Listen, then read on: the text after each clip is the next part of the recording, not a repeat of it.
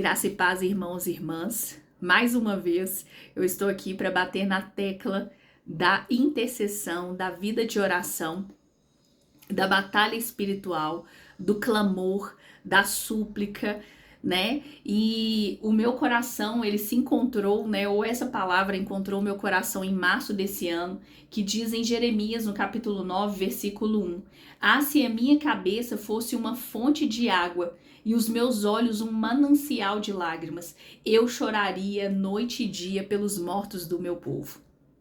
Diz ainda no versículo 20: Ó mulheres, ouçam agora a palavra do Senhor. Abram os ouvidos às palavras de sua boca.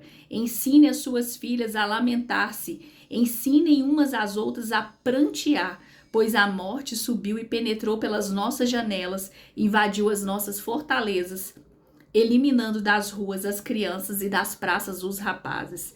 Mais para frente, em Lamentações, o profeta disse ainda: o coração do povo clama ao Senhor, ó muro da cidade de Sião. Corram como um rio as suas lágrimas dia e noite. Não se permita nenhum descanso, nem dê repouso à menina dos seus olhos.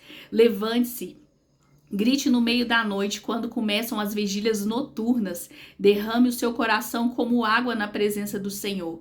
Levante para ele as mãos em favor da vida dos seus filhos, que desmaiam de fome nas esquinas de todas as ruas.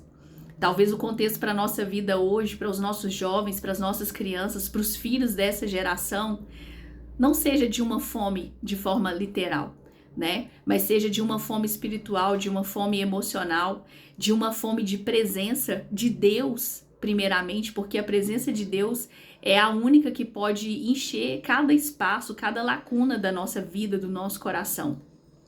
Mas a pergunta que eu me faço hoje é: até quando? Até quando nós vamos permitir que a nossa juventude, que os nossos filhos, que uma geração ela se perca? A palavra do Senhor está dizendo que o profeta ele pediu: olha, quem dera fosse a minha cabeça como um rio, eu ia chorar dia e noite. A palavra do Senhor está nos convidando a gente não dar sossego, não dar descanso para as nossas pálpebras, para a menina dos nossos olhos, que é para nós chorarmos dia e noite, porque a morte está subindo pela janela. O que a palavra do Senhor está nos dizendo? Que a morte está alcançando as crianças, está alcançando os rapazes. E quantos de nós hoje, né, pessoas aí da minha geração de 30, 40 anos, 40 e poucos anos, houve uma mãe e houve um pai intercessor, mas especialmente as mães. Quantas e quantas mães clamaram? A minha mãe foi uma dessas que não abriu mão dos filhos. Ela não abriu mão, ela não deu descanso para os olhos dela, ela não deu descanso para o joelho, ela não deu descanso até que ela visse a palavra do Senhor se cumprindo na nossa casa. E eu sei que essa obra ainda não parou, porque o Senhor ainda continua nos alcançando, continua trabalhando na nossa vida. Mas a reflexão que eu quero trazer para a nossa vida hoje é: até quando os nossos olhos eles vão estar secos? Até quando nós vamos pensar: poxa, eu não vou me envolver nisso. Não, eu não vou me posicionar. O meu filho está bem, a minha casa está bem, o meu casamento está muito bom, eu vou à igreja, eu frequento o culto aos domingos, toda a minha casa está tranquila. Toda a minha casa está muito bem, tudo está muito bem. Mas e as crianças da sua família, da nossa família?